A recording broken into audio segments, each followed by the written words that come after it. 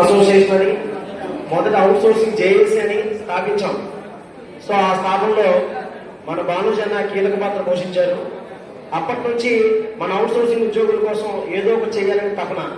ఆ తపనతోనే 2018 నుంచి కూడా జేఏసీలో కీలక పాత్ర పోషించారు.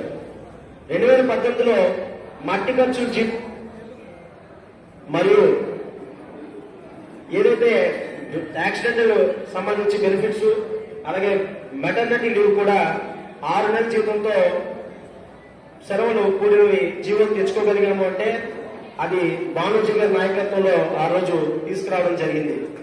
సో అంతటి ఘనత 3 జీవో తెచ్చుకున్నామంటే మరి అదే ఐక్యతగా మరింత ముందడుగేస్తే ఇప్పుడు కూడా మన రెగ్యులర్ కూడా అయ్యే అవకాశం ఈ రోజు ఉంది. ఈ వేదిక మీదకి ఇంత స్థాయిలో తీసుకొచ్చినటువంటి భానుజనకి ప్రత్యేకమైన ధన్యవాదాలు తెలియజేస్తున్నాను. ఈ జేఏసీలో కూడా రాష్ట్ర నాయకత్వం అంతా కూడా చాలా కీలక పాత్ర పోషిస్తున్నారు. ఎందుకు ఈ మాట అంటున్నారంటే అందరూ సీనియర్ నాయకత్వమే. గురునాథ్ గారు సుమారుగా 20 సంవత్సరాలుగా పనిచేస్తున్నారు. భానుజన 20 సంవత్సరాలుగా పనిచేస్తున్నారు.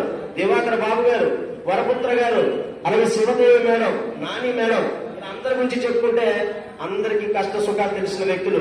అలాంటి నాయకత్వం మనందరి ముందు ఉంది. ఇలాంటి నాయకత్వాన్ని మనం ఎట్టి పరిస్థితుల్లో వదులుకుంటే భవిష్యత్తులో మనం ఎవరు కూడా హక్కులు సాధించుకోలేము. వదులుతామా నాయకత్వాన్ని?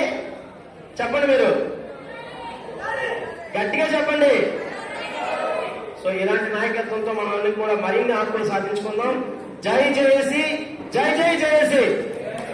అవుట్ సోర్సింగ్ ఉద్యోగుల ఐక్యత, అవుట్ సోర్సింగ్ ఉద్యోగుల ఐక్యత, అవుట్ సోర్సింగ్ ఉద్యోగుల ఐక్యత. జై జేఏసీ. భానుజన నాయకత్వం, భానుజన నాయకత్వం. థ్యాంక్ యూ మిత్రులారా, ఈ అవకాశం ఇచ్చినందుకు.